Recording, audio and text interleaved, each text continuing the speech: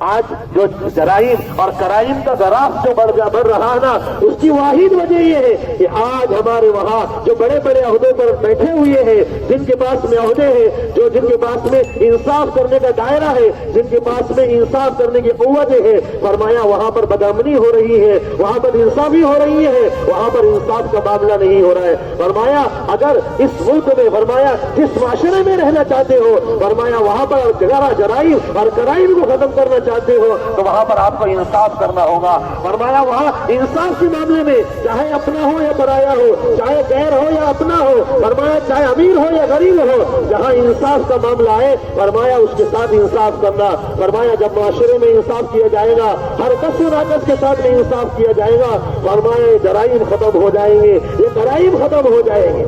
ہوتا یہی ہے کہ ہم ظالم کا ساتھ دے دیتے ہیں اور مظلوم کو سزا دلا دیتے ہیں، جرائم ختم نہیں ہوتے بلکہ ظلم کرنے والا اپنے غرض کو بڑھاتے چلا جاتا ہے۔ فرمایا جب تک کہ انصاف نہیں کرو گے جرائم اور کرائم ختم نہیں ہوں گے۔ آپ کو ایک بات سنا کر اپنی بات ختم کرتا ہوں۔ امیر المومنین حضرت عمر رضی اللہ عنہ کے دور خلافت میں دو نوجوانوں نے اپنا مقدمہ دائر کیا۔ فرمایا اللہ امیر المومنین، اس آدمی نے ہمارے باپ کو قتل کر دیا۔ اس آدمی کو بلایا گیا، کیوں بھائی آپ نے اس کے والد کو کیوں قتل کر دیا؟ وہ کہنے لگا کہ امیر المومنین اس کا باپ جو ہے میرے کھیت میں آ جاتا تھا، میں نے بارہا منع کیا لیکن یہ نہیں مانا، ایک مرتبہ میں نے پتھر اٹھا کر اس کے سر میں لگا دی، یہ ہوا کہ وہ ایک ہی پتھر میں جگہ پر شہید ہو گیا، وہ جگہ پر قتل ہو گیا۔ دیکھو کیسا دور تھا کہ لوگ اپنے جرائم کو بھی قبول کر لیں۔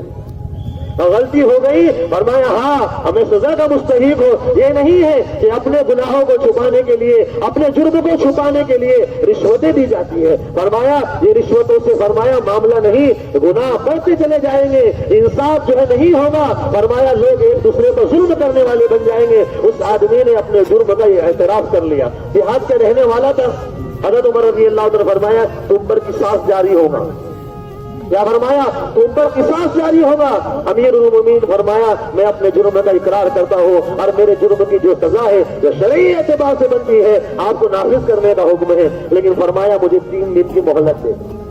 کیا فرمایا؟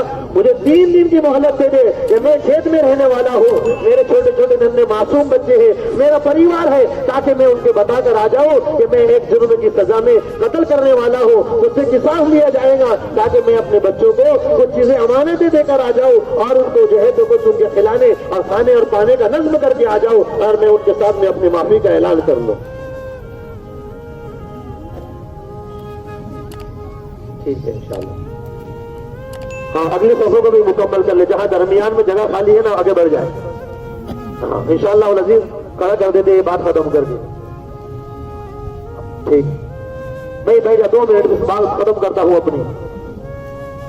حضرت عمر رضی اللہ تعالیٰ نے مختصر سناتا ہوں، حضرت عمر رضی اللہ تعالیٰ نے فرمایا کوئی ہے آدمی جو اس کی ضمانت لے لے؟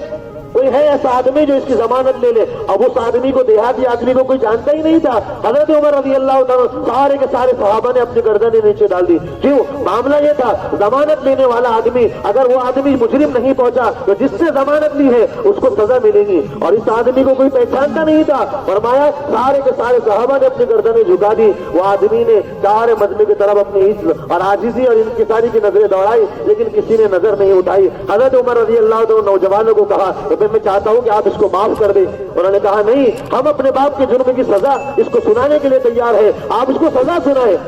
کچھ دیر کے بعد مجمع میں سے حضرت ابو ذر غفاری رضی اللہ تعالیٰ عنہ اٹھے اور کہا کہ امیر المومنین میں اس کی ضمانت لیتا ہوں۔ سارے کے سارے صحابہ